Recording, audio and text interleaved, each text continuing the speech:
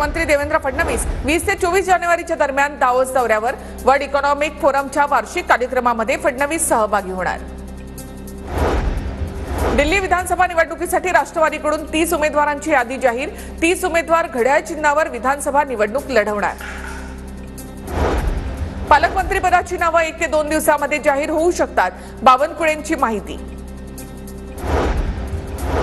राष्ट्रवादी काँग्रेसचे 2 दिवसीय अधिवेशन शिर्डीमध्ये होणार। 18 आणि 19 जानेवारीला अधिवेशन। अजित पर्व दिशा विकासाची, पुरोगामी विचारांची असं अधिवेशनाला नाव। राष्ट्रवादीच्या अधिवेशनाला छगन भुजबळ उपस्थित राहण्याची शक्यता कमी। प्रकृती अस्वास्थ्यामुळे भुजबळ अनुपस्थित राहण्याची शक्यता। तर मंत्री धनंजय मुंडे शिर्डीमधल्या अधिवेशनाला उपस्थित राहणार, सूत्रांची माहिती। गृहराज्यमंत्री योगेश कदम यांनी घेतला पुणे शहराचा कायदा आणि सुव्यवस्थेचा आढावा। विधान परिषद उपसभापती नीलम गोरेंच्या उपस्थितीमध्ये आढावा बैठक। पोलीस आयुक्तांनी राबवलेल्या मोहिमेची माहिती दिली।